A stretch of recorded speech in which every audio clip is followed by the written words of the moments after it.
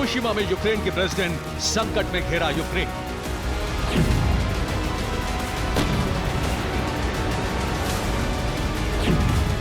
Putin को Zelensky की ललकार, कीव से बाख्मुत तक हाहाकार।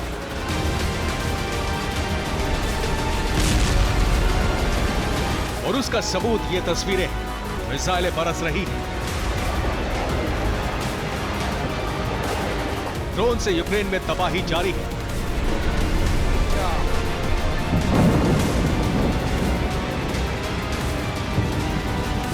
आसमान से शोले बरस रहे हैं और जमीन पर यूक्रेन के सैनिक मैदान छोड़कर भाग रहे हैं। बाख्मुत पर रूस ने कब्जा कर लिया है। ज़ेपोरिज़िया से भी बचे खुचे यूक्रेनी सैनिकों को जल्द खदेड़ दिया जाएगा और फिर रूस कीव पर कब्जे की तैयारी में जुट जाएगा।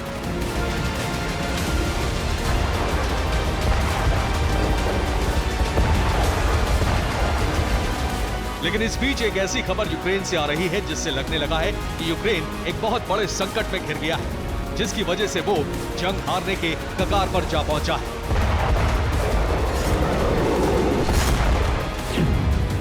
यूक्रेन के आर्मी चीफ गायब, अब किसके हाथ में कमांड? 15 दिन से सेना प्रमुख लापता, ना दिखे ना मिली खबर।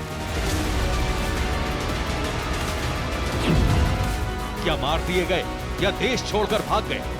यूक्रेन के आर्मी चीफ वालेरी ज़ालुझनी को लेकर कई बातें सामने आ रही हैं, जिनको लेकर यूक्रेन की तरफ से कोई बयान नहीं आया है। और ये ऐसे वक्त में हुआ है जब यूक्रेन के प्रेसिडेंट यूक्रेन में नहीं है, वो हिरोशिमा में चल रहे G7 समिट में हिस्सा लेने गए। एक साथ 3 घटनाएं हुई जिनका आपस में कनेक्शन जुड़ रहा है। सवाल टाइमिंग को लेकर भी हो रहा है।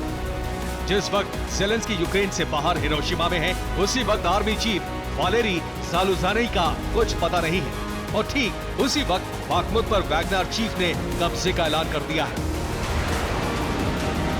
यानी यूक्रेन लगातार हार की तरफ बढ़ रहा है और 2 अहम शख्सियत यूक्रेन में नहीं है, जिनमें से एक प्रेसिडेंट ज़ेलेंस्की है और दूसरे आर्मी चीफ वालेरी ज़ालुझनी।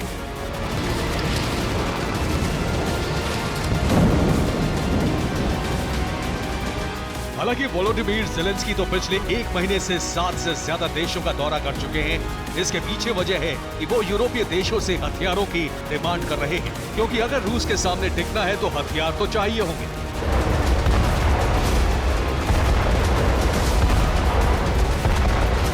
अगर ये मान लिया जाए कि ज़ेलेंस्की हथियार मांगने गए हैं, तो यूक्रेन के आर्मी चीफ कहां पर है? जबकि कुछ दिन पहले खबर आई थी कि क्रेमलिन पर यूक्रेन के अटैक के बाद से ज़ेलेंस्की और दूसरे करीबी अफसर कीव छोड़ चुके थे।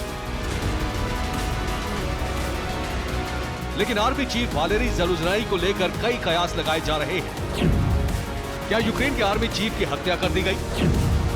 क्या यूक्रेन के आर्मी चीफ देश छोड़कर भाग गए हैं? क्या रूसी सेना ने उन्हें किडनैप कर लिया है?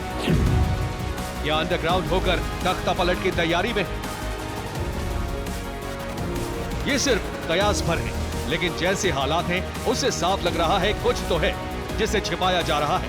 वैसे भी ज़ेलेंस्की लगातार आर्मी चीफ पर दबाव बना रहे थे कि वो रूसी सैनिकों को उन इलाकों से खदेड़े जहां रूस ने कब्जा करके रखा है। लेकिन ये सिर्फ ज़ेलेंस्की के कहने भर से नहीं हो सकता।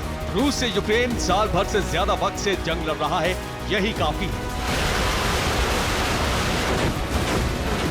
दरअसल आर्मी चीफ वालेरी ज़ालुझनी को लेकर जो बातें उठ रही हैं, उसमें एक ये भी है कि वो साइप्रस चले गए और वहां से हालात पर नजर बनाए हुए हैं। हो सकता है कि रूस के इशारे पर वालेरी ज़ालुझनी यूक्रेन में तख्ता पलट करें।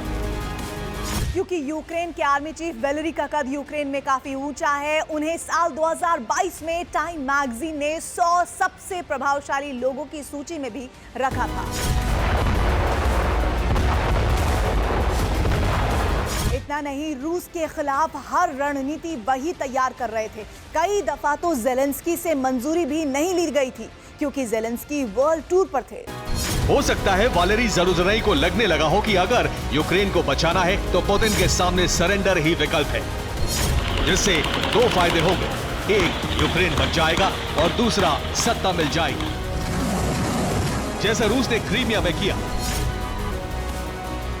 लेकिन वालेरी ज़ालुझनाई को लेकर ये कयास भर है, क्योंकि आर्मी चीफ ज़ेलेंस्की के सबसे भरोसेमंद रहे हैं। ज़ेलेंस्की ने ही साल 2021 में उन्हें आर्मी चीफ बनाया था। ऐसे में ज़ेलेंस्की से गद्दारी करेंगे, इस पर भरोसा नहीं किया जा सकता। तो क्या उनकी हत्या कर दी गई है? इस सवाल का जवाब अब तभी मिलेगा जब हिरोशिमा से लौटकर ज़ेलेंस्की कुछ खुलासा करेंगे। Bureau report, TV9 Bharatvarsh.